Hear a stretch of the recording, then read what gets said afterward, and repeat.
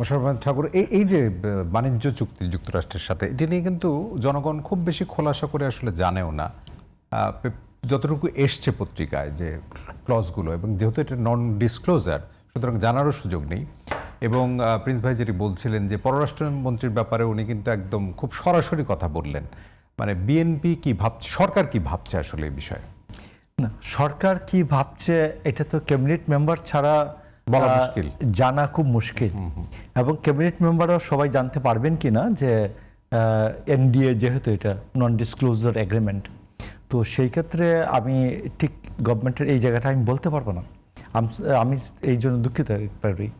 তো আমি আপনাকে বলি যে ডক্টর ইউনূসের সময় যে ঘটনাটা হলো, সবচেয়ে আপনি একটা পরিসংখ্যান শুনে রাখেন, সেটা হলো উনি ওনার সময় 30 লক্ষ লোক দারিদ্র সীমা নিচে গেল।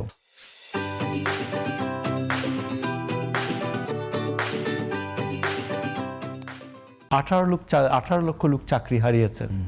তার মধ্যে 18 লক্ষের মধ্যে চাকরি হারানোর মধ্যে মানুষ হচ্ছে, নারী হচ্ছে 17 লক্ষ। তো এখন এই যে ওনার যে বেকারত্ব উনি দূর করবেন, বেকারত্ব 18 লক্ষ নতুন বেকার তৈরি হলো, মানে চাকরি হারালো 18 লক্ষ লোক।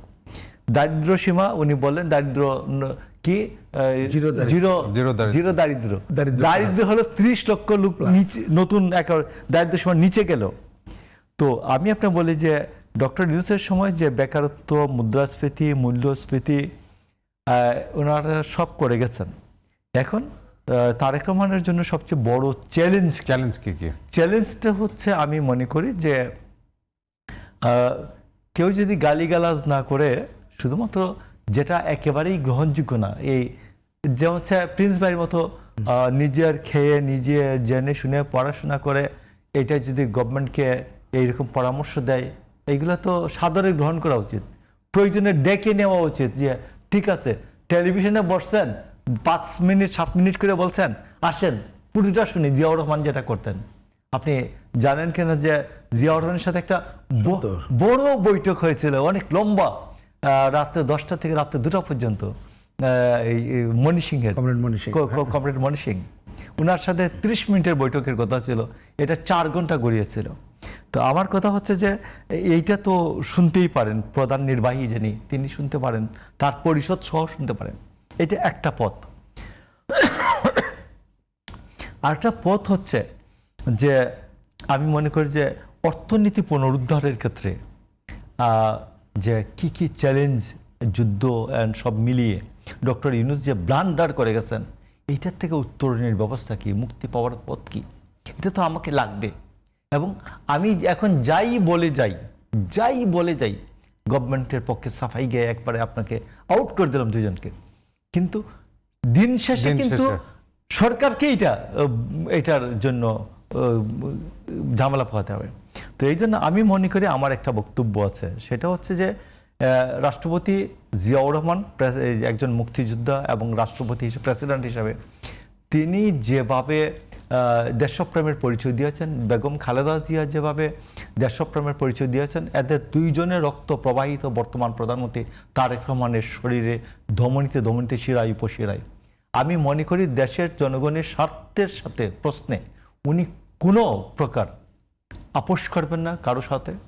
এমনকি এটা যত বড় ত্যাগের প্রশ্নই আসে না কেন, যত পরাশক্তি হোক না কেন, এদের সাথে উনি চোখে চোখ রেখে বাংলাদেশের স্বার্থে, বাংলাদেশের ন্যায্যতা, বাংলাদেশের সমতার প্রশ্নে উনি, আমি মনে করি এটি হচ্ছে আপনার নৈতিক অবস্থান। কিন্তু রাজনীতি কি এইভাবে চলে সবসময় নাকি?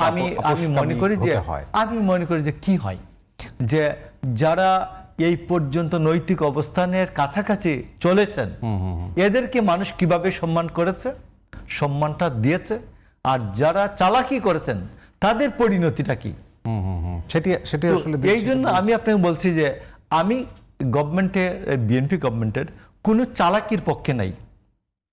কারণ আপনি দেখছেন যে তারেক রহমান যে প্রটোকল, রাস্তা বন্ধ না করে যে উনি যে চলছেন, মানুষ কি এটা ভালোভাবে নিয়ে নাই? ভালোভাবে নিয়েছে। উনি যে মানুষের সাথে কথা বলছেন, রাস্তায় দাঁড়িয়ে যে কোনো কেউ দেখা করতে আসলে উনি দাঁড়াচ্ছেন, এটা মানুষ ভালোভাবে নিচ্ছে। তো এই ইমেজটার কে রেখে আমি অন্য লাইনে হাঁটার দরকারটা কি? আমি জনগণের স্পষ্ট যে বক্তব্যটা এইটা আমি শুনবো, এবং জনগণের বক্তব্যটা মনের কথাকে যারা ধ্বনিত প্রতিধ্বনিত করে আমি এদের কথা আরো বেশি করে শুনবো। মোশাররফ ভাই, একটা ছোট্ট করে আমরা আলোচনাটাকে শেষ করে আনতে চাই। আপনার কিছু মনে হয় কিনা যে ফ্যাসিস্টের যে আমল এবং সেইখানে ওয়ান ম্যান আর্মির একটা শো ছিল এবং সেখানে তুষ্টির ব্যাপারটা প্রচন্ড রকমের এমন পর্যায়ে গেছিল, আপনার মনে হয় কিনা সেই রকমের থেকে ভিন্নতার দিকে যাচ্ছে, সঠিক পথে আছে, নাকি একই ধারাবাহিকতা তার পাশে তুষ্টির একটা কালচার চলছে? না, আমি আপনি বলি যে আপনি দেখুন যে এই যে ব্যাটারি চালিত রিক্সা এটা শেখ হাসিনার শেষের দিকে শুরু হয়েছিল এবং ডক্টর ইউনূসের সময় একেবারে ব্যাপক হারে সমস্ত জায়গায় তারা ছেড়ে দিলেন। এখন এইটা যে কি পরিমাণ রাস্তাঘাটে আপনি দেখবেন যে কি পরিমাণ যে দানবীয় অবস্থা, আপনার গায়ের উপর উঠাই দিচ্ছে, গাড়ির উপর উঠাই দিচ্ছে, হাঁটতে পারতেছে না, রাস্তায় ফুটপাতে ধরে হাঁটতে হচ্ছে। একেবারেই যে কি একটা যে অবস্থা আর কি আমি বলতেছি, এটাকে মোকাবেলা করার জন্য আপনি বলেন যে সকল রাজনৈতিক দলের সহযোগিতা ছাড়া কি এদের সঙ্গে কোনো সিদ্ধান্ত নেওয়া সম্ভব?